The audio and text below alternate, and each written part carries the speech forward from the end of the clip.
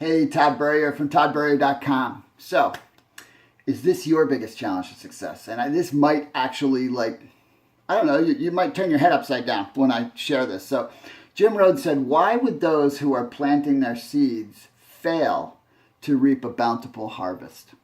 It's a pretty good question, right? If they're planting their seeds, but they're not harvesting, it's because they're not being diligent in those seeds, right? They're not being diligent in the work. And the reason that's true is because we already have so much in general that we tend to settle for little. It's just an interesting concept and such a powerful one. So consider your circumstances, right? If you're able to watch this, right? If you're able to look at this blog, it's likely you have a cell phone, computer, home, right? Plenty of food. Pretty good chance that's true. And so if you think about it, in our world, right, if you live in a developed nation, even if you are at the bottom economically, you still have a lifestyle that would be way beyond what someone 100 years ago would think was remotely possible, right? I mean, that's just the reality. What we have today, just as a platform for living, I mean, we are an incredibly comfortable race in general. In the human race, in the developed nations, not in the underdeveloped nations, but in the developed nations. And so we're very, very comfortable as a normal thing. The challenge with being comfortable, right, is that it's a couple challenges. One is it limits us because what's uncomfortable is not naturally uncomfortable for a human being. And in other words, if you think about how a child navigates the early part of their life, man, their whole life is about discomfort, but they don't think of it that way. In other words, they struggle with all kinds of stuff until they learn how to do it. From walking to talking to riding a bike to playing games to figuring out arithmetic to everything. Everything's a struggle, right? Everything is this learning process, but they don't even think about it as a struggle, right? They just do it because we're wired to do it, right? But when life is comfortable, right, suddenly we get older and it's, I'm not going to talk about although I'm tempted, but I'm not going to talk about, how we get conditioned, right, to not go after things. We're just going to talk about the comfort part.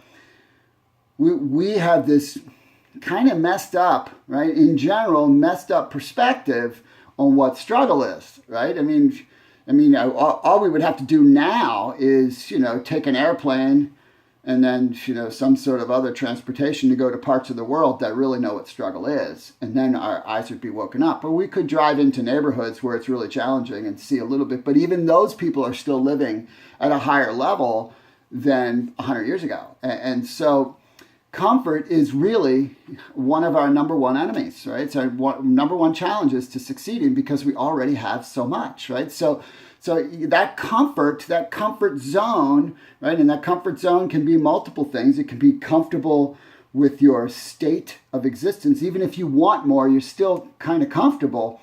And then, of course, it's the learning part, being comfortable with what we know versus what we don't know. And that part of your comfort zone is a mental cage, right? That is a cage that, I think people stay in their comfort zone because they think it's safe. And it's not safe. Being in your comfort zone is not safe. It doesn't keep the world from impacting you. It doesn't keep life from happening to you.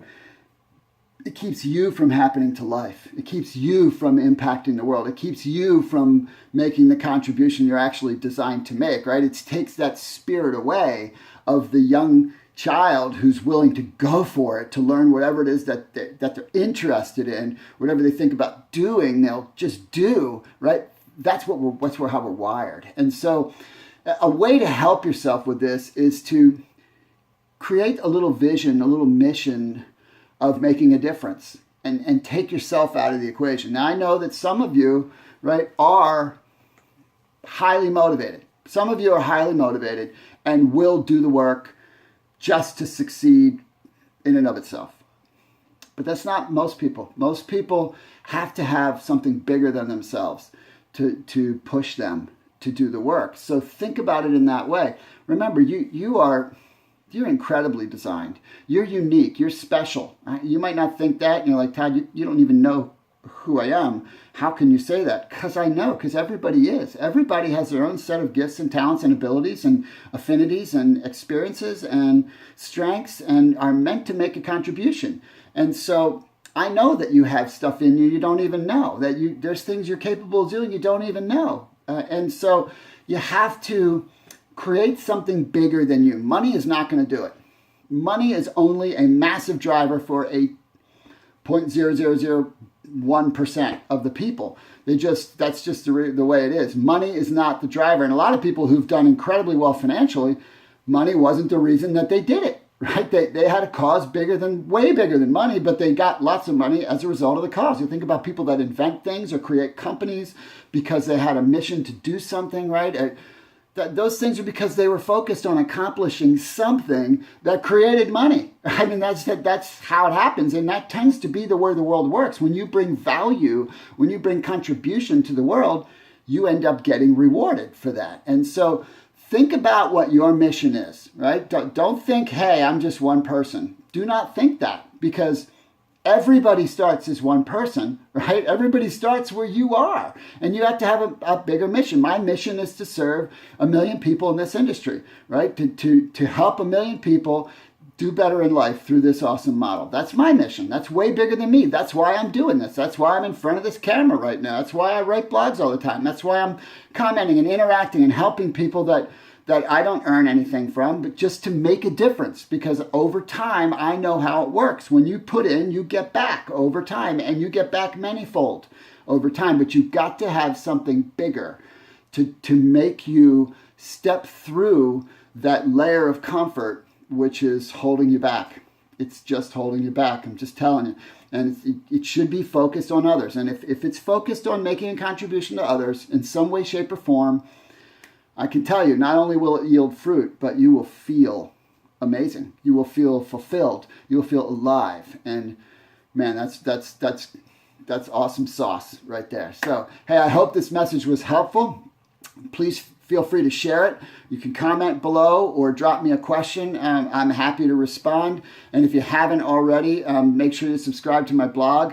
Get my 27 phrases at work, and you'll hear from me 3 to 5 times a week. All right? Thanks for stopping by.